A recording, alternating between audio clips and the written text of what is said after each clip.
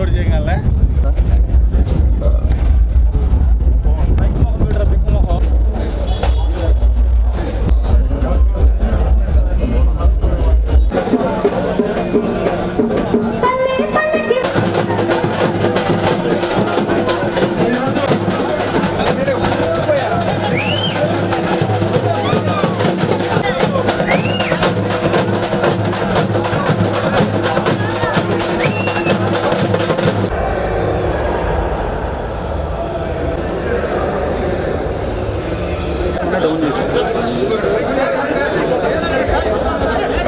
Sir ఇది historic moment.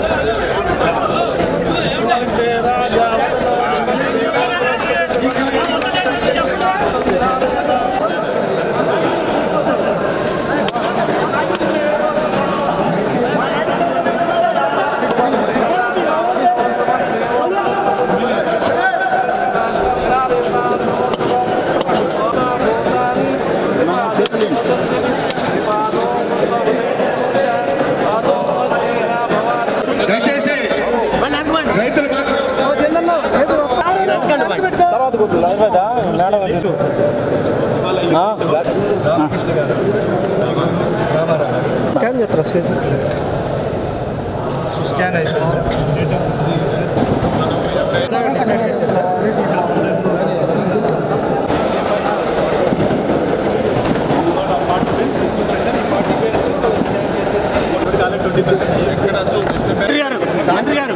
మంత్రి గారు సైడ్ పండి మంత్రి గారు ఓపెన్ చెప్పి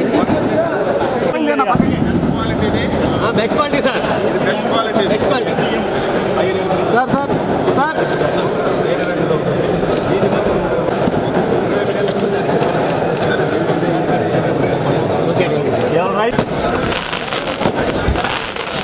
ముందు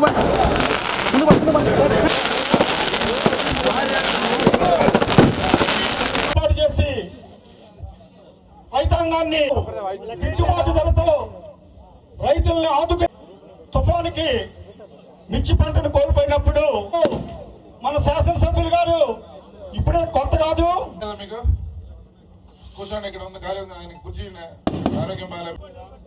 రైతాంగ చరిత్రలో భారతదేశంలోనే ఒక వినూత్నమైన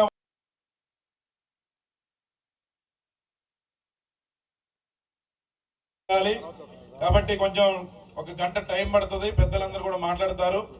కాబట్టి మీరందరూ కూడా కుర్చీలు ఉన్నాయి, ఎక్కడికక్కడ తెచ్చుకొని కూర్చోండి, అక్కడ కూడా ఖాళీలు ఉన్నాయి, కూర్చోండి. అందించారు, మనస్ఫూర్తిగా వారికి ధన్యవాదాలు. ముఖ్యమంత్రి గారు తీసుకున్న ఈ నిర్ణయాన్ని సమర్థవంతంగా అమలు చేయడానికి మన ఎండి మార్కెట్ గారు ఉన్నారు, వారికి ప్రత్యేక చివరి రైతు వరకు న్యాయం జరిగే వరకు తెలియజేసుకుంటూ, ఎక్కడ మనం ఈ రోజు ఎంత చక్కగా ఆర్గనైజ్ చేసుకుని గొప్ప నిర్ణయాన్ని మనం దానికి చేస్తున్నటువంటి ఇక్కడ ఎటువంటి పేపర్లో నెగిటివ్ గా రాకుండా మనం జాగ్రత్తగా చేసుకోవాలంటే రైతుల సహకారం చాలా చాలా అవసరము.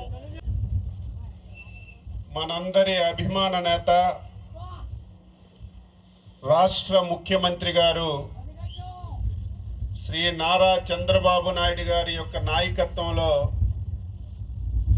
పర్చూరు నియోజకవర్గంలో ఈరోజు మనం ఒక చారిత్రాత్మకమైనటువంటి ఘట్టానికి శ్రీకారం చుట్టినటువంటి కార్యక్రమం అని చెప్పి మీ అందరికీ ఈ సందర్భంగా తెలియజేస్తున్నాను. ఎవ్వరు కూడా నమ్మలేదు, విశ్వసించలేదు.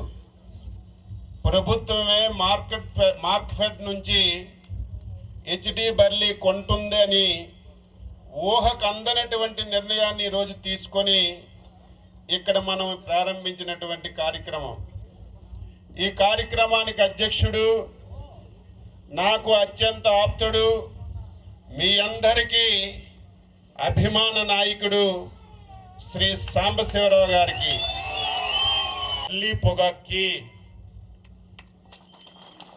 పొగాక్కి ఎవరు ఊహించిన విధంగా ఈరోజు కేజీకి 12 రూపాయలు పెట్టాం, రెండవ రకానికి 6 రూపాయలు పెట్టాం. ఇది ఎవరైనా ఊహించారా? దీని ఖర్చు 500-600 కోట్లు అవుతుంది. ఈరోజు ఎక్కడ పైసలు లేవు, చాలా అవస్థలు పడుతున్నాం. కానీ రైతుకి ఇబ్బంది కలగకూడదని ఈరోజు ఈ నిర్ణయం తీసుకున్నాం. దీనికి మీ అందరూ కూడా అర్థం చేసుకోవాలి. ఇది 70% మంది మన పర్చూరు రైతులు ఉన్నారు. అంటే మనకి దాదాపు 500 కోట్లు లాభం కాదు, నష్టాన్ని తగ్గించబోతా ఉంది ప్రభుత్వం. అయితే ఇది భవిష్యత్తులో కంటిన్యూ కావాలంటే మనకి ఏ పంటలు పడితే ఆ పంటలు పండవు. మనకి పొగాకు ఎందుకు వేస్తున్నాము, రిస్క్ చేస్తున్నాం 1,50,000. ఎందుకంటే మన భూములకి అది సూట్ అయింది. మనం శనగ వేస్తున్నాం, శనగ ధర ఉండలేదు, లేకపోతే మనకి పెరిగిన ఖర్చులకి గిట్టుబాటు కావట్లేదు. మొక్కజొన్న వేద్దామంటే సరైన అక్కడక్కడ అన్ని పంటలకి వస్తువులు లేవు. కాబట్టి మనము తక్కువ అవకాశాలు ఉన్నాయి పంట పండించడానికి, ఎక్కువ నెంబర్ ఆఫ్ క్రాప్స్కి వెళ్ళలేము. అయితే ఇక్కడ మనం సంఘటితంగా ఉంటే ఇప్పుడు ఈ 600 కోట్ల రూపాయల లాభం ఏదైతే మనకు జరుగుతుందో గవర్నమెంట్కి నష్టం జరగకుండా మనం చూడవచ్చు. దానికి ఏం చేయాలంటే భవిష్యత్తులో విచ్చలవిడిగా పొగాకు పండించడానికి వీల్లేదు. ఈరోజు కంపెనీలు మోసం చేసినాయి, మీకు ఆ మోసాన్ని మర్చిపోకూడదు. మీరు మోసపోకుండా ఉండాలంటే మీ తరఫున కొట్లాడి మాట్లాడే ప్రభుత్వం ఉంది. కానీ మీరు కూడా సంఘటితం కావాలి, మీరు కూడా ఒక కంపెనీగా తయారు కావాలి, ఒక ఫార్మర్ ప్రొడ్యూసర్స్ ఆర్గనైజేషన్గా తయారు కావాలి. మీ పండించే పంటకి ధర మీరే నిర్ణయం తీసుకునే అధికారం, అవకాశం ఈ ఒక్క పంటలో ఉంది.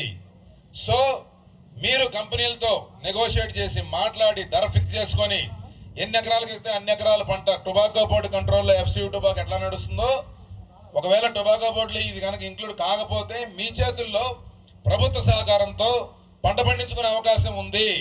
కాబట్టి మనం ఈ సంవత్సరం వారు చెప్పిన సూచనలన్నీ పాటించి మార్క్ ఫెడ్కి 10 రూపాయల లాభం తీసుకొచ్చి ఆ లాభాన్ని అవసరమైతే ముఖ్యమంత్రి గారు అనుమతి తీసుకొని వారిని రిక్వెస్ట్ చేసి మీరు పెట్టుకోపోయే FPOకి ఆ డబ్బులు ఇప్పించి అవసరమైతే రైతుల ఆధ్వర్యంలోనే ప్రాసెసింగ్ సెంటర్ ఏదైతే మార్టూరులో మన ML కంపెనీలో ఉందో అట్లాంటి ఒక 20 కోట్లు 25 కోట్లు 50 కోట్లు అవుతాయి.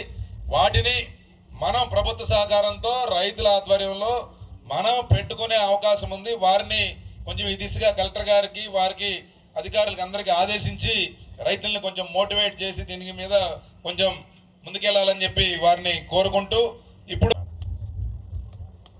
మీకు తెలుసు మరి పోయిన ఏడాది టొబాకో పండించినప్పుడు చాలా మంచి బంపర్ క్రాప్ మీకు వచ్చింది.